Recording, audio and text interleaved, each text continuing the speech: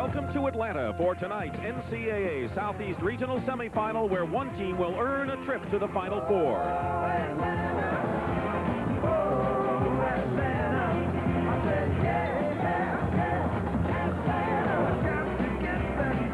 Georgia Tech has carried the pressure of #1 since last fall. In only his 5th year as Tech head coach, Bobby Kremen's Yellow Jackets have shown the strain.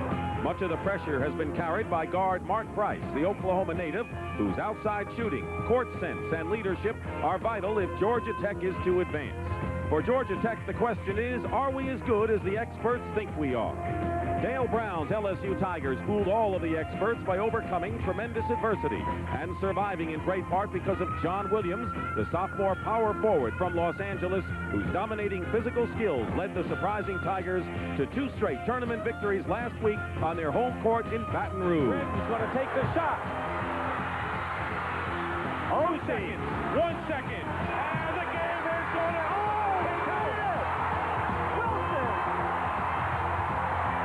The question for LSU, can they win away from home? Tonight in the Omni in Atlanta, Georgia.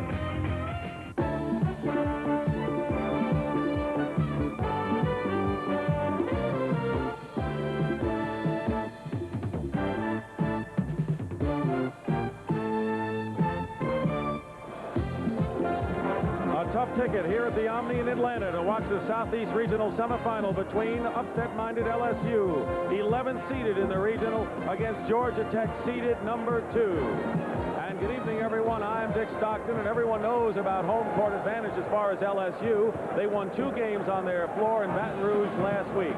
But now the shoe is on the other foot, and now they must play Georgia Tech in Atlanta, not on their campus Coliseum, but here in the Omni. Now, during the year, Georgia Tech was 4-2, but when you look at their career record here in the Omni, it is not that impressive. Georgia Tech has won 12 and lost 11. I want to bring in my partner, Larry Conley, and so the question before the house would be, does Georgia Tech have a home court advantage or not? Look, in my opinion, I don't think so. Because of the distribution in tickets, there are 4 teams here with almost an equal number of people inside the Omni. Georgia Tech's looking at a lot of good fans here, but I'm going to tell you, there are a lot of people here from Louisiana, too. And, of course, a lot of Southeast Conference fans that have a big factor in this, too, right? Absolutely. There are a number of Southeastern Conference fans here. Last time these teams played was the last year that Georgia Tech was in the Southeast Conference 22 years ago. Let's talk about LSU. They've had all kinds of problems in eligibility, injury, and dismissals of players, yet they were started out 14-0. What is the reason why they avoided problems and stayed afloat with those problems? Look, I think one of their biggest losses was Makita Wilson. He's the guy that went out academically in January, and it forced Dale Brown to really get into some defensive changes. He basically goes with 4 different defenses, which Georgia Tech is going to have to take a look at tonight. And the guy that's going to have to shoulder that load for Tech is going to be Mark Price. And you're going to have to decipher some of them, too, right? And I'll do it. All right, we know the signals, and Larry Conley will tell you what they're all about. Coming up, Georgia Tech and LSU here in the Southeast Region semifinal.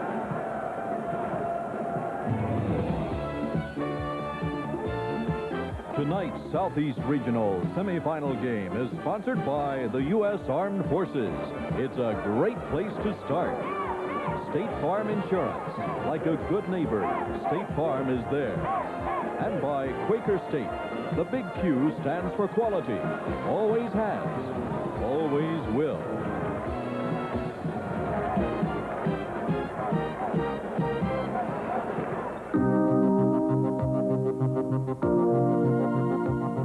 You finally get the answer, and now you can't wait to tell someone. Here at Hewlett-Packard, we never stop thinking about how our business computing equipment can be used to solve your company's problems. It's the Hewlett-Packard way of doing things. We're always asking, what if? I've got it. They need easy access to their database, right? What if we use the personal productivity? Hello, I'm Leona, your automatic teller. Can I help you with a student loan? No, a car loan, Leona. Fast forward. Home improvement loan. It's a General Motors car. Don't get hassled when you finance a new car or truck. Get GMAC financing only at your GM dealer. Is there someone live I could talk with around? Do we have one of our calendars? This is a fine calendar. We also have what they call a print calendar. If I can only find that only. Every day, more Americans work with Chevys than any other truck. Up early, USA, there's a lot of work you gotta do every day. And when push comes to shove, nothing works like a Chevy truck. Now get low 9.9 financing on new 10 and 20 Series 2 and 4-wheel drive Chevy pickups. Nothing works like a Chevy. Oh, yeah. Chevy truck. The main color is gold here. LSU with the purple and gold, and Georgia Tech with the black and gold. There's the Tiger mascot. And this crowd, capacity crowd, has been a tremendously tough ticket here to watch Georgia Tech to see whether they can advance. They reached the regional final last year, only to lose to Georgetown in a heartbreaker. It was a great basketball. If you look at the LSU record summary right here. And their one victory against final 16 teams was against Auburn, a team that advanced in the West Regional tonight. 13-8 on the road, and Dale Brown has always had good road records. As we pointed out, Georgia Tech is 4-2 this year at the Omni, an interconference loss to Illinois amongst them. Well, in fact, Dick, I tell you what, they've had a great season. The only losses they've had, 5 of the 6, have been the #1 teams. All right, we're ready for the starting lineups, and for the introductions, let's go to our public address announcer, Marshall Mann. Ladies and gentlemen, the Metro Conference welcomes you to the Omni for this 1986 NCAA Southeast Regional game between the Louisiana State University Fighting Tigers and the Georgia Tech Yellow Jackets. Now let's meet the starting lineup. For LSU at forward, a 6'8" sophomore from Los Angeles, California, number 24, John Williams. For Georgia Tech at forward, a 6'8" freshman from Crestview, Florida, number 20, Tom Hammond. For LSU at forward, a 6'6" senior from Monroe, Louisiana, number 44, Don Redden. For Georgia Tech at forward, a 6'6" sophomore from Towson, Maryland, number 33, Dwayne Farrell.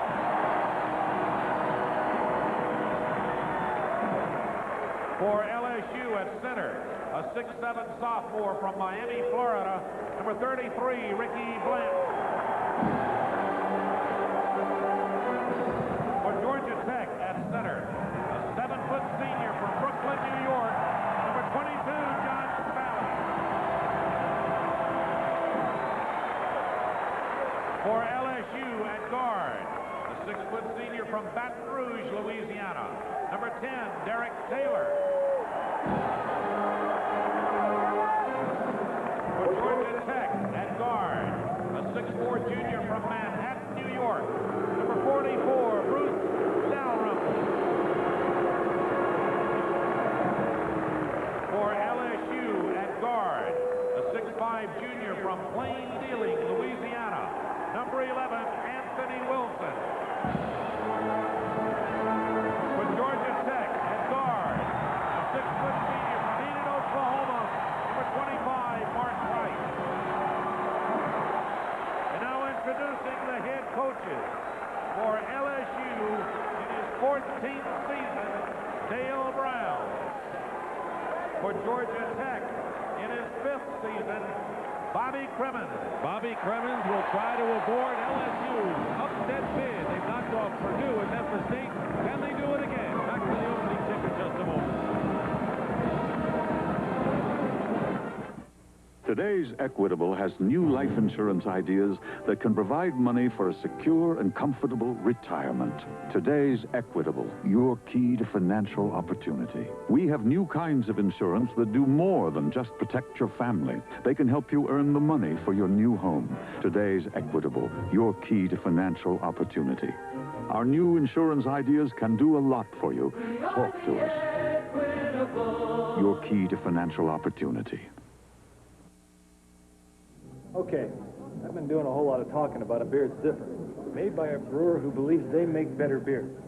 But what's it all mean to you, huh? Hey, Bobby. Hey, to me, I could taste the difference right off. Coors goes down smooth, easy, even feels less heavy. The next thing you'll notice is none of the harsh aftertaste, no bitterness.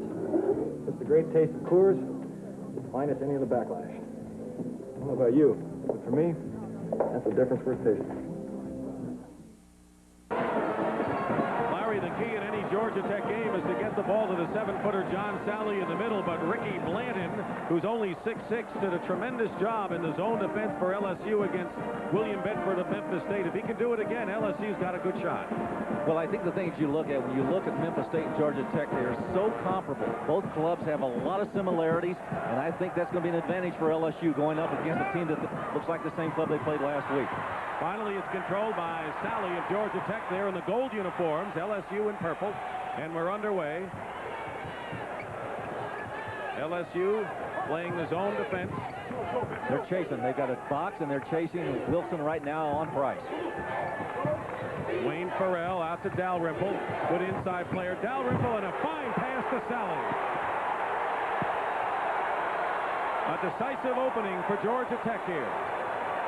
Dick, in some instances, when you've got that boxing chaser, you use the guy being chased as a decoy, and he'll pull that offensive way. Derek Taylor misses. The ball comes out to Anthony Wilson, who is the hero of the game against Memphis State. John Williams, the big star for LSU, can't convert, and Hammonds gets the rebound for Tech. Push it up to Dalrymple. Dalrymple baseline. He got inside, and Mark Price will pick it up outside for Georgia Tech and slow it up. Dick, did you see him slap the ball away? He was 1-on-3 and still was able to keep the ball alive. Sally, the 7-footer, plays away. Farrell, great pass to Sally. The basket counts and a foul. So the big guy getting the ball early has made things count for Tech. Oh, what a start for the Yellow Jackets. How about that great passing by Georgia Tech? And they're getting it to the right guy, John Sally. Farrell, good dish in there. Look at Sally. 2 in a row. That was his second one. Watch the first one. Dalrymple down the middle. Good dish. He finds him on the right side, and Sally, that was the first one. They shoot like that all night, they're going to be okay. John Sally had a very jittery first half against Villanova. He settled down in the second half. He has been red hot toward the end of the year and has led Georgia Tech in rebounding. Tech got the boards, loose ball, and they save it into the hands of Anthony Wilson of LSU. 4-0, Georgia Tech leading. Don Redden puts it up, a good outside shooter, gets his own rebound, and LSU is on the board. But good effort by Redden there. Good fundamental principles right there. Shoot your shot and follow it. And Redden did, and he got a basket. It's been the chemistry that Bobby Crevin says he's been missing so far. Hopefully Tech will pick it up in a hurry as Dalrymple misses. And here's Derek Taylor, the point guard who led LSU in assists this season. John Williams, all everything for the Tigers. Anthony Wilson, who scored the winning basket. Averaging nearly 10 a game, and it's 4-4. Dick, it wasn't quite as impressive, LSU's 2 baskets, as Georgia Tech, but we are tied 4-all. Dalrymple controlling outside. They want to look for him to pass the ball. He has not been an effective shooter as of late, but a tough rebounder, maybe the best rebounding guard in the country. LSU continues with that boxing chaser or diamond and one. It's Anthony Wilson, the job on Mark Price. Hammonds misses. Rebound by John Williams. Tremendous shoulders on the 6'8 sophomore from Crenshaw High in Los Angeles. Redden pulls up with the jump shot and hits. And LSU has run off 6 in a row to take the lead by 2. How about that shot over Sally at 7 feet? Redden's the best outside shooting player on the Tigers.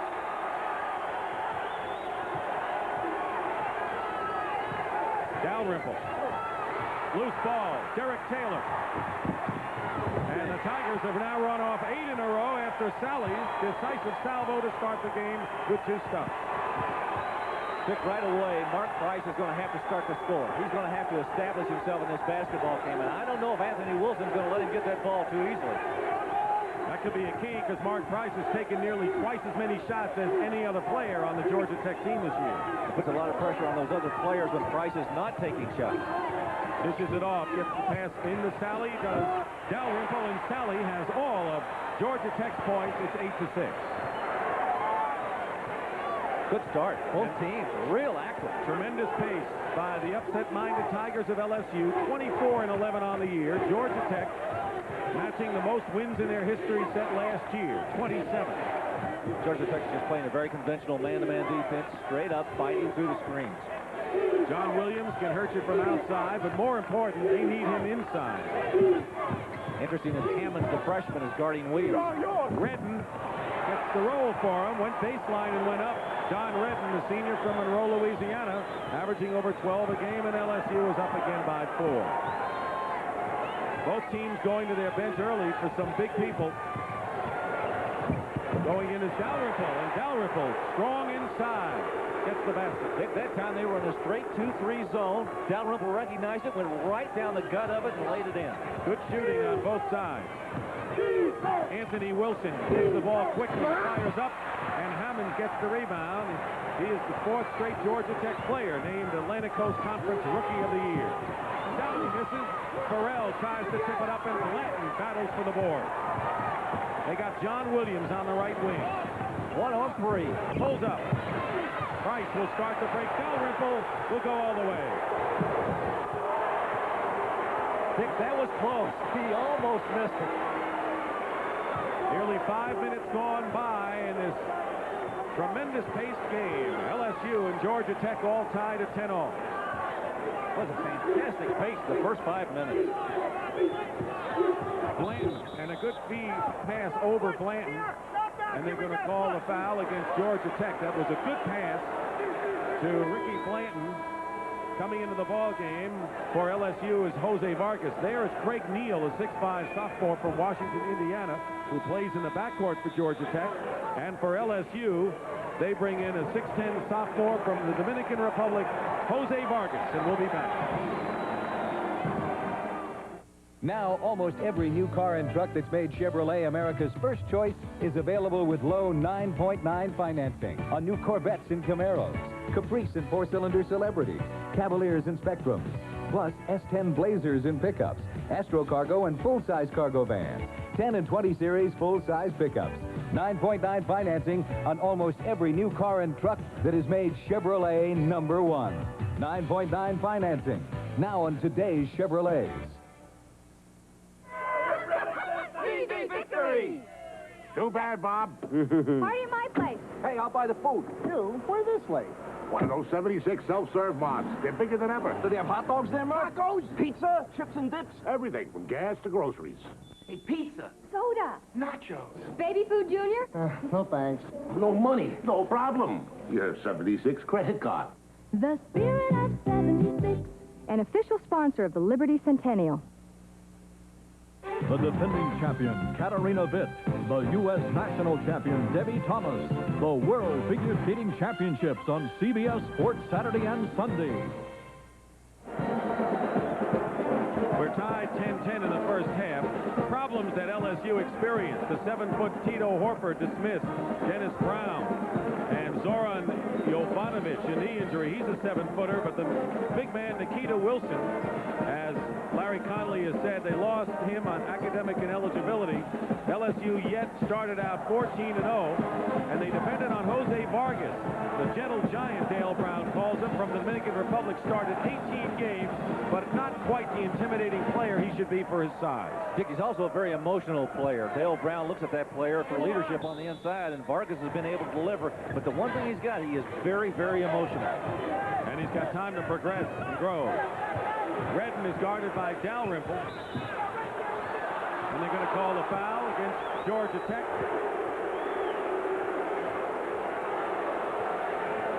You know, Dick, I sit and watch Don Redden play a lot of basketball. He had 23 points against Memphis State the other day, and he really is a very active player on offense. Foul is on Dalrymple, his first. Redden going up against him. This is the shot, and the rebound is by Craig Neal. Craig Neal has provided some good punch in the backcourt coming off the bench. For Bobby Cremins, they don't go very deep in the bench in traveling calls. Slowed down a little bit now. Georgia Tech had the opportunity right there, and Dalrymple couldn't convert it. LSU now coming back. Pace of the game has slowed somewhat. Georgia Tech took a 4-0 lead, and then LSU scored 8 straight points. They're tied now with 14:24 to go in the first half. John Williams to Redden inside. Batted away by Sally, but into the hands of Derek Taylor. Blocks are good, but you might as well knock them into the hands of your teammates if you can. Good move by Sally coming over and helping that time. Here's Vargas. And Vargas misses inside. Price comes down with the loose ball, but that's what Dale Brown wants from him. Vargas. Well, he's got to get inside. He's got to go straight at Sally. Price goes outside. Neal keeps it alive and gets the rebound. Price, the leading scorer, averaging over 17 a game, misses his first shot for Georgia Tech. Dalrymple looking into Hammond. Hammond somewhat tempted to take that basketball and move on it. He kicked it right back out. Impressive freshman gets a good feed in there, and a foul is called against John Williams of LSU. Let's watch Sally on the other end. This was earlier. Redden really fighting on the inside of Dalrymple for that post position. Watch this strong move, but watch a better move here by Sally. Good rejection. Wayne Farrell comes back in the ball game for Georgia Tech, and Dalrymple goes out. North Carolina, Louisville underway in Houston in the West Regional semifinal. Dick, that's a great ball game. A lot of talent on those two clubs. You could have seen those two in the Final Four, and nobody would have batted an eyelid. Here's Tom Hammonds from Crestview, Florida. Strong, muscular inside player. He and Sally each had 10 rebounds in the victory over Villanova. That's the first time they've done that this year. Georgia Tech had a lot of success with ACC Rookies of the Year. You got to credit Bobby Crimmins with their recruiting. 4 in a row. Hammonds, poised, hits the free throws. 12-10, Georgia Tech lead. Right now, 2-2-1 zone. Three-quarter court pressure by Georgia Tech. Give LSU a little bit different look on defense. Eric Taylor controlling the ball, walks into a double team, gets into trouble, knocked away by Sally. Vargas saves it. Redden pops outside and hits again. As long as they have him doing that, LSU knows he'll stay in it. Redden with 8. The thing about him makes him so good is he can do it on the inside and the outside. He's got a great jumper from 18 to 20 feet. Sally playing on top, and Derek Taylor at 6 foot guarding him. Loose ball. Anthony Wilson has it. LSU, another turnover against Georgia Tech. Derek Taylor misses, and Price comes down with the rebound. 4 rebounds already for Mark Price, the 6 foot guard. Farrell. Redden inside, comes down to Anthony Wilson. Here's Dale Brown tell it. These 9 of the 11 players on his squad are guards, including Don Redden and Ricky Blanton, who are playing forward and center, respectively. Well, right now, Redden trying to take Farrell. He got Dalrymple earlier. And Williams was on the line. Aaron pass. One of the few LSU turnovers, and Blanton comes back in the game. Vargas goes out. Dick, I'm wondering if that pace, that very ferocious pace that these two clubs went at in the first 5 minutes, hasn't taken a little bit out of them, because the play's been very sloppy for about the last 3 minutes. It has, and of course, Georgia Tech doesn't go too deep into their bench, maybe 6 and 7, that's all, and LSU kind of uses more players in their bench. Well, you're looking at one of them right now, Craig Neal out top. He's the 6th man, and the other one's Antoine Ford, the big guy inside. Price working his way in, draws the foul. It's on Anthony Wilson. It'll be Wilson's first personal foul. Wilson's a junior from Plain Dealing, Louisiana, near the Arkansas border. He had his career high of 25 points in the double overtime victory over Purdue in the first round. Here's Price. Yeah, this young man right here has had an outstanding year for Georgia Tech, and really has brought them on the brink of having one of the great basketball programs in this country. And when they first started here, this is one of the first players that Bobby Crimmins brought in as a winner, and he really has built them. Mark Price has scored 20 points in each of the 2 tournament games so far for Georgia Tech. He has his first points of the game from the free throw line. 14-12, Georgia Tech leading. 12 minutes and 10 seconds to go in the first half.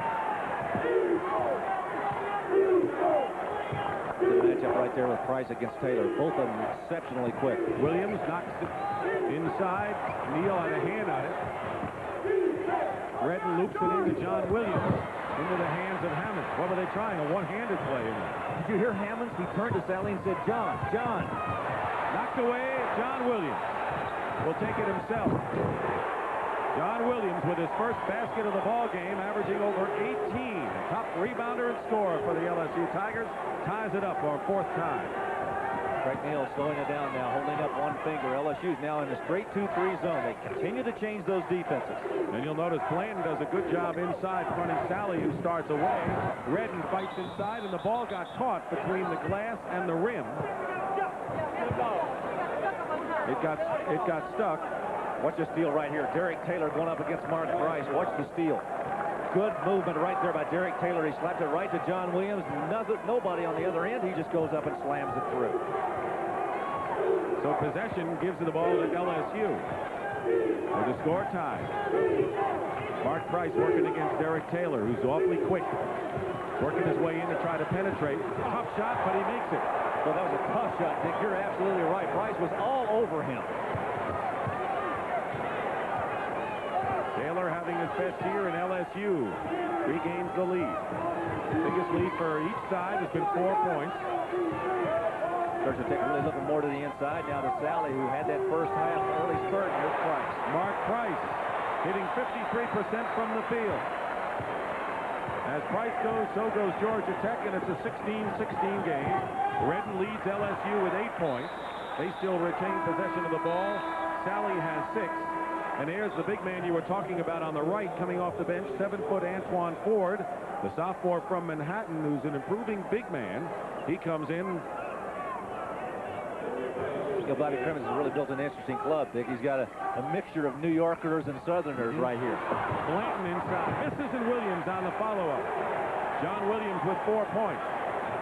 There are people who'll tell you he may be the best player for his size in the country. There are a number of good 6'8" players around the country. Get a rebound. He can bring the ball up. He can get boards, hit outside, play inside. Sally finds Farrell, and a foul called against John Williams, his second personal foul. So LSU's got to watch out for foul trouble with their horse, their big man. And you know, he made two really, I think, not really smart fouls. He got the guy and he slapped him across the arm as he started up. Antoine Ford is limping, coming over to the bench to Bobby Crimmins. So they're going to bring back Tom Hammonds. Sally is in there. They try to go with the 2 7-footers, but Ford is shaken up. And now Tom Hammonds, who's at 6'8", comes back into the ballgame. Dick, he's holding his right ankle. I'm just wondering if he didn't sprain his ankle when he came down the floor on that trip. Georgia Tech inbound. Loose ball. LSU has it. The fumble by Hammonds created that whole problem because it went back to Farrell, who was standing out of bounds. Nearly halfway through this opening half. LSU leading Georgia Tech 18-16. Dick Stockton and Larry Conley here in the sold-out Omni at Atlanta, Georgia. John Williams gets a second chance. And Georgia Tech coming down with it, barely saving it. Price. Williams wants to make sure he doesn't get in Price's way with 2 fouls. And going in all the way, Dalrymple misses the layup inside. Oliver Brown will be coming in for the Tigers in just a moment. Derek Taylor fires away. And again, he made a tough shot over Mark Price, who was right in his face. Derek Taylor having his best year and the top playmaker for LSU. Now the yellow pom-poms from Georgia Tech are out to see whether Tech can come back here. 4 points down. Sally feeds inside. Hammonds off his hands. Loose ball, Farrell inside. Great hustle by Georgia Tech. I don't know how Dalrymple got that ball to Farrell. There was nothing but legs between he and Farrell, and he still got it to him. All 5 Tech starters are in double figures and all shooting over 50%. 3 of them at 60%. Taylor missing outside.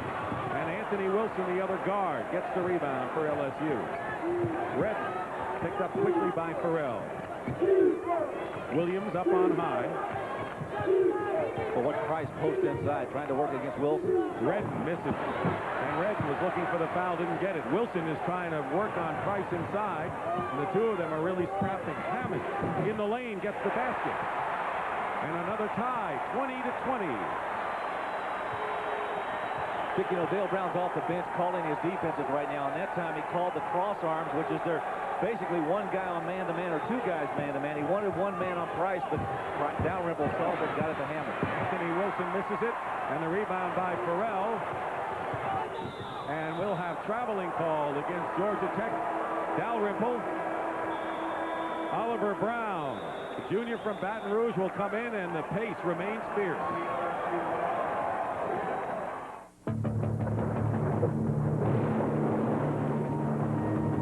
Effort.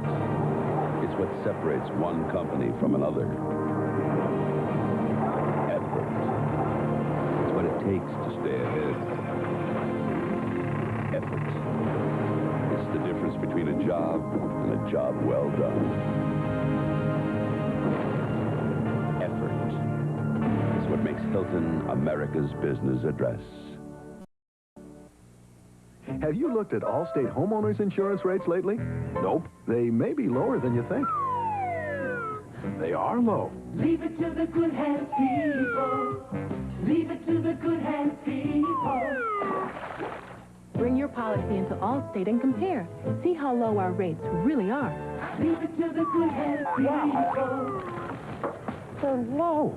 You're in good hands with Allstate. A member of the Sears Financial Network. This Friday, a neighborly word to the wise.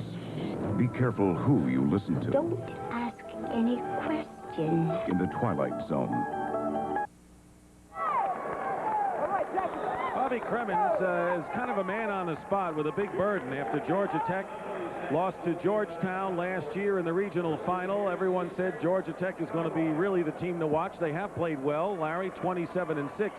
But there's a lot of pressure on them because the chemistry hasn't been all there, and they're trying to live up to the reputation they set for themselves last year. Well, you know, Dick, this used to be an also-ran type of club. People played Georgia Tech because they got an automatic win. Bobby Cremins came here. The club he took over was 4-23. What he's built is a nationally prominent basketball program, and now that pressure has begun to transfer over to him, and also the fans are putting the pressure on him. But so far, Tech in the tournament has been playing more not to lose than to go out and try to win, and that's been their big problem.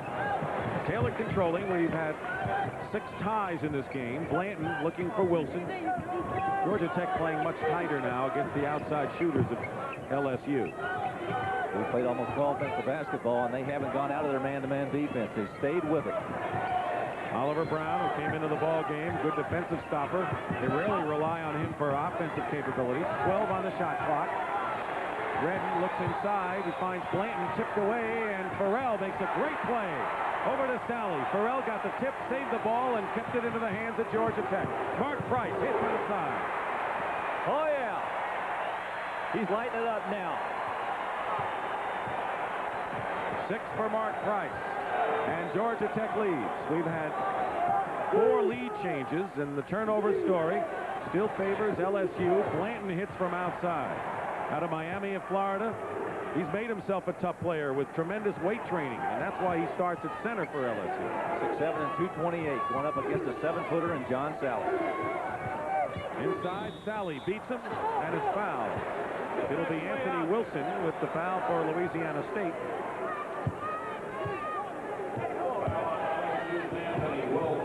Anthony Wilson was a little upset with that call right there, but he got John Sally as he started up. Dick Stockton and Larry Conley here at the Omni in Atlanta, Georgia. Capacity crowd, an enthusiastic one at that, watching this tight, taut duel between LSU, the underdog, seeded number 11 in the region, and Georgia Tech, seeded 2nd. And we're in a dead tie, and Sally misses the first free throw. I think I was in the Omni this afternoon, and Georgia Tech came out to shoot. And you know who was helping them practice their shooting? Mark Price's dad. Well, if you're a son of a coach, find a coach wherever you can to help you out. That's the time remaining in the first half. Georgia Tech leading by 1. Biggest lead for either side was 4 points. Blanton keeps his head, holds on to the ball. Good help by Dalrymple that side, getting in there. Wilson baseline. Trying to draw the foul. And is picked off inside by Dalrymple. Over to Mark Price again. Dalrymple feeding to Farrell. Inside, Hammond got 3. Good look by Farrell. He caught him on the inside. I think LSU was confused on defenses. And the ball went inside, and Hammond was wide open. That's kind of understandable with all the defenses they throw at him. Derek Taylor coming back and misses. Farrell. And Georgia Tech on a 9-2 run. Looking to increase their lead, and they'll call offensive foul against Wayne Farrell, his first of the game. Good move by Anthony Wilson. He got in perfect position to draw it. Watch the lob. This was the play earlier. Georgia Tech got an easy basket. LSU somewhat confused on defense. Hammond wasn't on offense. Shooting LSU, considering they're 37% and Georgia Tech 55, they're not doing all too bad trailing by 3, are they? You're shooting 37%, you're down 3. Something's going right for you. 6 minutes to go in the first half. Looking for Blanton and Redden inside now. Not much height on LSU's team, but as long as they got the sharpshooters like Redden, who has 10, they'll hang in there. Redden 5 out of 9 from the field. Okay, 2 fists up now. Dale Brown's gone to a 2-3 zone. Changing the defenses. That's what saved us, Dale Brown told us yesterday. Mark Price, short. tipped up into the hands of Derek Taylor with a good feed to Oliver Brown, and the basket counts and a foul, and LSU has regained the lead, 26-25. Dick, that's the way you run the fast break. You fill the lanes when the guy gets the ball, gets it in there, and he makes the good pass. Price with a miss, a little bit of a tip. Watch Dalrymple go down right here. That opened it up.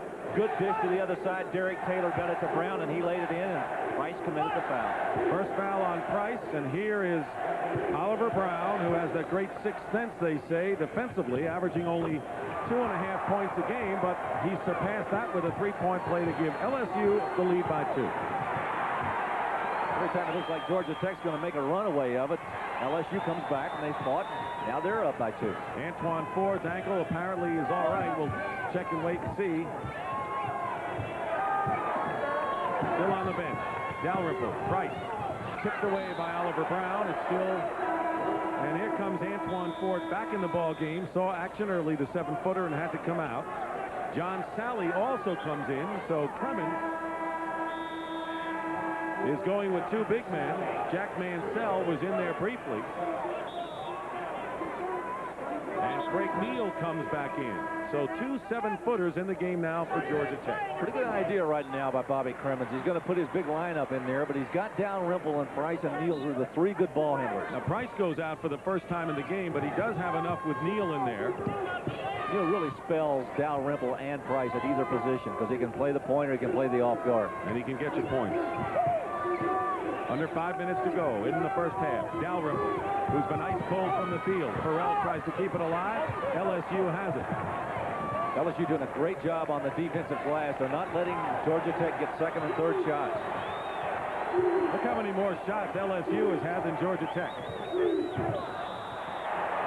And they're going to call the foul against Redden, I believe, and that'll be number 2 on Don Redden, who's LSU's top scorer with 10 points. Watch at the top of the screen. He just simply pushes him over right here. A little bit of an acting job, too. That's part of the game. Timeout with 4:35 remaining in the first half. The right parts. Mr. Goodwrench has the right parts for your GM car. Parts that fit. Parts engineered for your car by people who designed your car. Parts for every make and every model of virtually every GM car and light truck on the road today. Mr. Goodwrench can help you keep that great GM feeling with genuine GM parts, because no one knows your GM car better. No one. This is today's Chevrolet Camaro. Saturday night, USA, heartbeat pumping, time to play. Camaro's waiting for you. Lead me to the Chevrolet. Big night history, your own way. Sweet Camaro new. Saturday night, USA, streets that highway Chevrolet. Drive today, Chevy. Today, Chevy. Camaro. LSU has a 2-point lead in a close game. We've had 7 ties and 6 lead changes. 4:35 remaining. Well, you want to talk about the toughest schedules, and a lot of what the NCAA decides is based on strength of schedule. And LSU really has not played the toughest of all schedules. In fact, they are 47th compared to this schedule, and Georgia Tech, the toughest, of course, that's because of the ACC. I think right now LSU probably playing the #1 team as far as the NCAA is concerned. The toughest schedule, finding out that LSU's pretty good, and Southeastern Conference seems to be pretty good right now. Georgia Tech with the ball, trailing by 2 with 4.5 minutes to go in the first half. Hammonds and Price with 6. Sally, though, leads with 7. He's in the game along with Antoine Ford, 2 7-footers. Sally feeds Ford off his hand. Taylor beating Anthony Wilson, who pulls up. Wilson gets his own rebound. Taylor. And this time, Ford, the rebound for Georgia Tech. Taylor was not a very good shot right there, and I thought on the other end, Sally should have taken his shot instead of making that pass. Sometimes you can overpass the ball, Dick. If you've got the shot from 8 feet, take it. Sally started off like a house of fire with 2 big dunk slams, has 7 points now. Farrell inside to Ford, and a foul. Oliver Brown wasn't going to let Antoine Ford get an easy 2. And he did. He made sure of that. He really put their handcuffs on him. He got near that rim, and about that time, Brown came up and just locked him up. North Carolina leading Louisville 31-25 in Houston in the first half. Notice how Sally has kind of disappeared from that opening crescendo in this game. He really has. The first 2.5 to 3 minutes, he looked like a world beater. He's just gone into hiding. We haven't seen him anywhere. Ford is a 63% shooter. There's John Sally, who took on added responsibility this year when he moved over from forward to center when Yvonne Joseph graduated. Ford missed both, but we may have a lane violation, and we do against LSU. So Ford's going to get another chance. Dick, I want to go back to that point about Georgia Tech losing Yvonne Joseph. I think that was a crucial loss for them. He was a big, physical, intimidating player. I don't think Georgia Tech has a big, physical, intimidating player. Sally can't play that role, but Joseph did. Right, and the closest man is Hammonds, who's just a freshman, who came on and gave him some power inside. Well, because of the lane violation, Ford had the extra free throw and made good, and LSU's lead cut to 1. 3:45 remaining in the first half. But LSU has shown up very well here playing in Atlanta. Larry Conley pointed out not quite the home advantage he feels. Redden will get fouled and go to the line, and LSU has acted like maybe they're still in Baton Rouge. Yeah, there are some guys that really take the basketball, want it, and want to be creative with it. I think Don Redden is one of those kind of players. You get it to him, he's going to make something happen. And an outstanding free throw shooter at 87%, and this will only be the second attempt from the line coming up for LSU.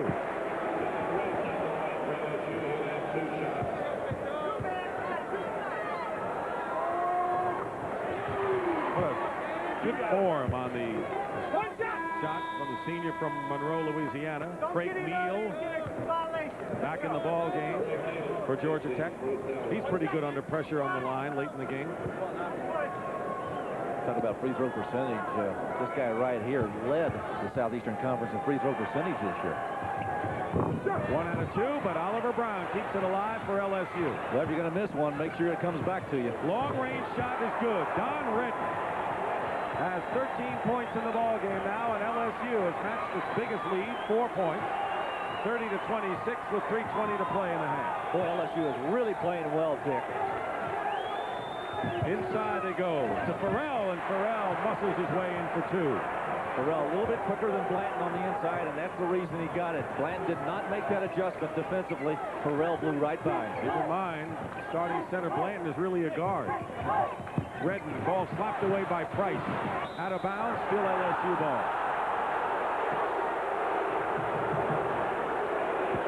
Good heads-up play. Watch Redden right here. Brown comes back, gets the long rebound, saves it, and that kept LSU in the game.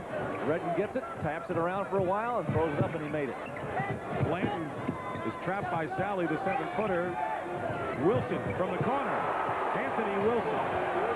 He really got his confidence going and has had his best scoring days down the stretch. He started 11 games, a good passer, but the 25 against Purdue in the game winner has helped him. Neal comes back for Georgia Tech. They started out the half with a fast pace. It looks like they're going to finish in a flurry. There's the time remaining. And Georgia Tech called for the foul, the 16th foul against Georgia Tech. Mark Price, his second personal. Leading scorers in the ball game. Redden with that great outside shot. Sally, most of the damage inside early. Anthony Wilson, the guard at 6'4", leads everyone with 8 rebounds. So they're crashing the boards, the Tigers are. They're doing everything right so far. LSU leading by 2, 2:10 to go in the first half, and plenty of time on the shot clock. Dale Brown's asked his club to pull the ball out a little bit and slow the momentum of this game. You know what else?